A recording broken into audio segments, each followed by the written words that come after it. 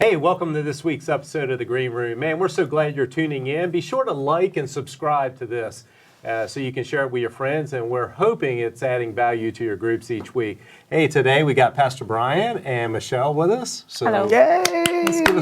Thanks for joining us. You're welcome. So we talked this morning in the message a little bit about this idea of contentment and developing contentment. We looked at Paul's letter in 1 Timothy chapter 6 and what Paul gave us as 6 simple steps in developing a heart of contentment, because it's a heart issue. It's not just a numbers issue. And then I promise you I'd also talk to you a little bit about Solomon and his perspective. And so let me just read these verses to you. He says in Ecclesiastes chapter 5, verse 10, "Those who love money will never have enough. How meaningless to think that wealth is going to bring true happiness. The more you have, the more people come to help you spend it." So what good is wealth except perhaps to watch it just slip through your fingers? People who work hard sleep well, whether they eat little or much, but rich people seldom get a good night's sleep. In fact, there's another serious problem I've seen under the sun. Hoarding riches harms the saver. Money is put into risky investments that turn sour and everything is lost. And in the end, there's nothing left to pass on to one's children. We all come to the end of our lives as naked and as empty-handed as on the day we were born. We cannot take our riches with us. Verse 16, this too is a serious problem. People leave the world no better off than when they came. All their hard work is for nothing, like just working for the wind. Throughout their lives, they live under a cloud, frustrated, discouraged, angry. Even so, I notice one thing, at least that's good. It's good for people eat, drink, and enjoy their work under the sun during the short life God has given them to enjoy. And it's a good thing to receive wealth from God, the good health to enjoy it. Enjoy your work, accept your lot in life. It's all a gift from God. So what I wanted to just share with you is a couple of things that honestly, and then I want to get into what you do in money management. I think that every person, if you were honest, you would say, hey, a little more money would fix my problems. Like, if I just had some more money, that would fix my financial problems. And let me share with you quickly, what does Solomon say? Let's look at this on the screen. He says, actually, there are some things that are true. If you think, here's what we think wealth is going to do for us. Number one, we think it's going to give us satisfaction. That if I get more money, I'm going to be happy in life. And he says that's just not true. Second, he says, I'll get significance. You know, and sometimes people want more money because they want the status of it. Remember when we were kids and you had to have the right shirt with the right logo? Like if you had the fake logo, kids made fun of you. Yeah. Which never happened to me, but I heard some happens kids. today. Actually, I mean, that still happens in schools today. I know my son was just talking about It's that. crazy. Yeah. Yep. It's still just thread, right? Yeah, I mean, it's probably made in the same factory. Yeah. It's just got a little symbol. And it's like, oh, I'm cool. Yeah. Number three, we think that wealth is going to give us security, but we shared today, and he shares again, that money can slip away. I mean, the investments can turn sour, it can all go away tomorrow, and so we put too much trust there. So that's what we think it's going to do, but what does it really bring? Here's what he says. He says that wealth is really, you get more money, you got more expenses. Have you noticed that you and I have the capacity to spend all the way up to the extent of our income? I've never had a season in my life where I didn't get a raise or make some more money and have more money. Right. I've never done that. Here's the second one, is that it brings more worry. The more stuff you have, the more stuff you have that breaks. True. Yeah. You know, it's going to break. You're going to have to fix it, and it's going to be a stress factor for you. And then number three, it brings more risk. You know, more money means that there's more risk of loss, and here's what risk brings. It brings pain. Have you remember during the stock market crash in 1929, I was shocked at how many people jumped out of windows to their death. That's crazy stuff. You killed yourself over this. So people get really freaked out about this loss. What would you add to this list? Anything you thought of? Or? No, you made me think on that last list. I remember talking to a guy a few years ago, and he got a raise, and he put a surround sound system in his living room. Yeah. And he came in, and he was so frustrated. I'm like, dude, what's going on? He says, I'm trying to wire this thing up. One of the speakers won't work.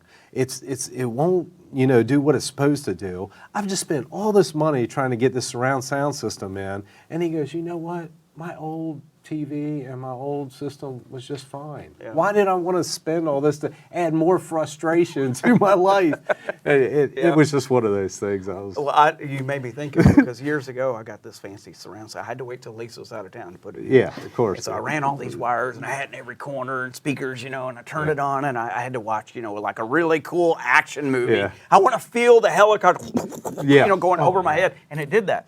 But here's what I found out. Lisa never let me turn it on after that because she's like, it's too loud. So I couldn't even use it. Yeah. So I was like, what a waste of money. I'm using it. So I ripped the thing out. Yeah.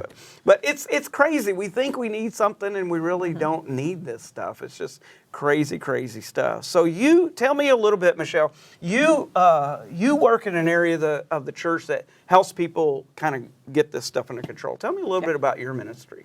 I work in the money management ministry, and I do the one-on-one financial coaching, mostly in the team leader at the FPU classes. Oh, wow. Now, how long you been doing that? Oh, almost 2 years now. Okay, cool. You liking it? I love it. I finally found my niche. We'll put you in preschool if you know. No. I tried that already. No. Well, it's very similar. You deal with doo-doo and you deal with, Yeah, it's a whole different kind. Well, so when you meet with people, you do the one-on-one kind of thing. So what does that look like? People come in and what do they do? Usually they come to me when they're at their wits' end, most of them, and they're just trying to figure out how to pay the bills they have with the money they have coming in, and they're lost as to why it's not lasting, why it's not going there. And usually after, even 20 minutes of just chit-chatting with them, get an idea of their lifestyle, I can pinpoint where the waste is going, and then just give them some ideas on how they can, cut back here and cut back there, and just move their money around and figure it out. So it feels like, just out of a true confession, budgets. Okay, budgets. It sounds like you're really helping people to figure out. Okay, you've got this limited fixed commodity. It's called your income, and these are your expenses. And we talk a lot about a budget, but what percentage of people? Let's just guess here. What percentage of people you think actually operate their finances using a budget? What do you think that Probably really less than 50. Wow, you're generous. Wow. So we see your spiritual gift is mercy. Yes, it is. I can see that all day long. What do you think it is? 10 or 15% maybe. Yeah.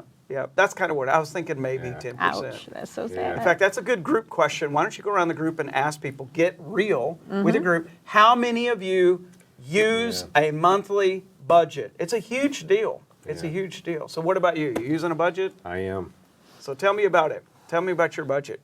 And how much money can you loan me next week? I need to borrow some money for a new surround. Yeah, we have pretty static bills that come in each month, so we've been able to adjust to that.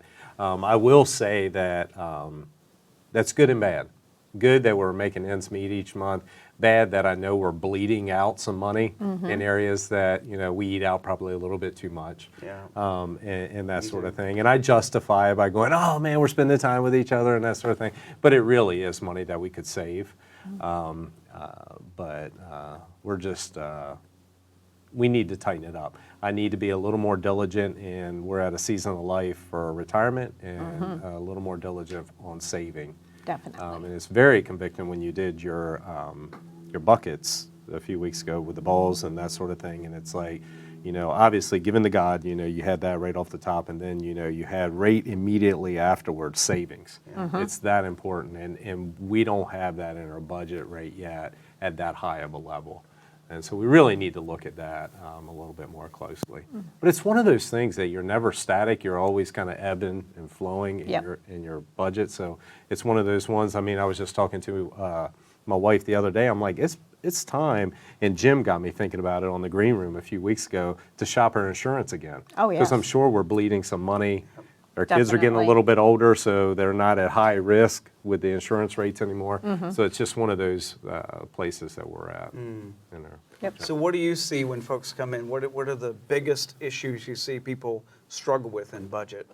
I would probably say that they're trying to put the cart before the horse. Okay. So they're trying to do things out of order. They want to get that savings going before they've got the debts gone. And they're trying to figure out how to make that work, but it won't. You have to pay off your debts before you can really start building that savings up. And then just Now, pride. would you say that's I true think even pride. for, because Ramsey talks about this emergency fund. Oh yeah, that one's you have to have. Okay, so you would still do that Yes. first. Yes, that's your first step. And, okay, so step one, get an emergency fund. Yep, I also baby step hear one. him rattle around $1,000. That's your baby step one, yeah. But if you look at the book, if my income is over, I don't remember what that number is, but if our household income Then you want to make more. is, it's 2,000. You know, it's like 1,000 ain't going to cover you. Yes. And I really think 1,000 is too old in the current economy. I mean, 1,000 won't even cover a transmission. So True. what's your suggestion for an emergency fund?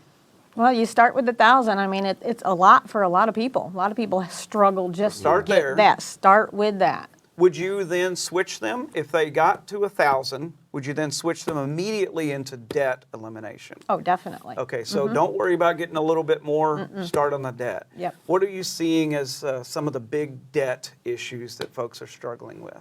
Like you were saying before, just cars. They're way too much for their income. I mean, a $450 car payment, you're making $40,000 a year. That's not going to work. Yeah. Yeah. You know, and they're not willing to let it go. You know, I it's still just- drive a 200010 Ford, which is starting to sound pretty bad right now, but I haven't had a payment on it in 3 years, so I'm going to drive it till it dies. Yeah. You know, so It's, this is a hard area of temptation, I think. it is. Because I just finished my taxes last week, looked at it, and I'm like, okay, should I get another car?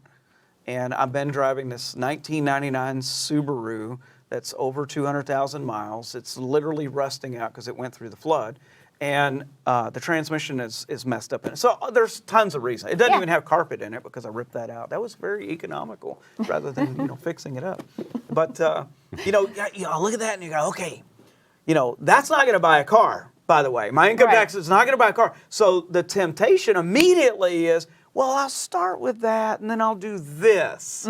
I mean, that literally ran through my head immediately. Why? Yeah. It's a huge issue for us. And I know that, driving into the church this morning, I was like, how do I preach on this stuff and go out and blow money on this? Well, it was a heart check for me. I don't think you ever get rid of this. Yeah. You never break this cycle. So cars, we buy too much car. What do you think else? What do we Kids. on? We will not say no to our Oh, kids. yes. Oh, Get my rid of kid those wants to be kids. in this. My kid wants Parents, to be in get that. rid of those kids. I think you can't afford it, but you don't want to hurt your kids' feelings, so you're just overspending on stuff. Oh, I'm so glad you said that. So would you look in the camera and say, so Lisa, So Lisa, stop Wow. buying those grandkids junk. So it is. Dude, It you is. know we're live right now, right? Oh, we are? yeah, Honey, I'm praying for you. We're not going to edit this later? That's not Yeah, happening? Okay. that's cool. but no, it's true Yeah. though. I mean, I'm guilty when it comes to my grandkids and even my grown kids. I literally just went through a thing last week where I was like, do I give my son this 2010 Ford that's paid for so he can get rid of a car payment and then I take on one myself? And I work for a financial advisor, so I kind of was running it by her, and she's like, no. I'm like, you're right. I just needed to hear it from somebody besides myself. Yeah. So. You got me thinking when you said that, and it's cool that you ran it by her, but I was like, a lot of times, and I see this in third base, because you get a lot of folks sent to you for coaching in the Yes. money management ministry from third base, Yep. which is awesome.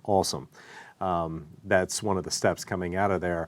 But sometimes you just need external eyes. Yes. Because you're so close to it, and emotions are attached to Yes, it. Your they are. son Yeah. and your kids. I mean, you're just so close to it. Sometimes you can't see these blind spots, and they really are eating your lunch, so to speak. They are. So that's Yeah. So these are killing us in the budget. What else would you say? What are the big budget items that are killing us? So it's cars and kids and Student loans. Student loans are a Yeah. big deal today. What about too much house? Is that a problem or? I haven't seen it personally Okay. right yet, but I know it's out there. Okay. There are people who live in, 4-bedroom houses and there's 2 people in the house. Your kids are grown, let it go. Let it Yeah. go. Yeah. Let it go. Yeah. So Let that's it go. that's a big deal. So what's the goal when you sit down with someone on a budget? What's your goal? The goal is to take their income minus their tithing, savings, your 4 walls, groceries, transportation, utilities, and I just lost my train of Food, thought, sorry. food, shelter, clothing. Yeah, shelter, thank you. And bring it all down to where at the end you got zero. There's not a penny left. You've Yeah. literally put it all in a category and there's nothing left. It's all budgeted. So we want to make sure that I know when I here's how I do mine, and it's probably not a good thing, but it's how I do it. I do an annualized. So I audit what did I do last year, and I go through all expense categories, and I use Quicken for that. And I audit to say, was that what happened? Because I need to know, like, did something change or adjust in utilities or Comcast or something that I just didn't catch? Because I feel like we're unaware when you're not working with a budget and you're not seeing it in front of you with your own eyes. It gets, I can't keep all that in my head. I just spend money, and I don't know where it's all going. So getting down to that zero-based budget is the idea of telling every penny where to go instead of wondering where it went. So, and that's a discipline. It's hard, but I think that's a huge issue. I want to say thank you for what you're doing because it matters. It matters, and here's what I love about Oak Ridge. Ordinary people, empowered by God, doing what Jesus did, wherever they are. This is a matter of a mission, and so thank you for investing in the lives of people. I can't think of anything more important than helping people get financially stable. Any last thoughts? One of the things I think that stood out to me through this series is just how connected our money is to our relationships. Just heard a story again the other day of a couple going through FPU and their marriage was healed as a result of it because it was just this black cloud hanging over their relationship. It's true. And so it really, really is important to hit you guys up for the health of our families, not only our wallet, but the health of our families. I see my kids struggling like that right now, and it breaks my heart, but they're not at a place yet where they're ready to make the changes. And I was just thinking about it this morning, and I have sat through 4 or 5 FPU classes now as a table leader, and each time I get something new out of it, just like when I read my Bible. Every time I read through it, I get something new because I'm in a different place in life, and I'm ready to hear it. So, so that's why even if you've been through it, go through it again and again and again because you're going to get something new each time. Well, guys, we're out of time, but here's what I want to encourage you to do is subscribe to this. Make sure you subscribe to this video, and then also share it with somebody because these are conversations not only good for group, but it's actually good for life.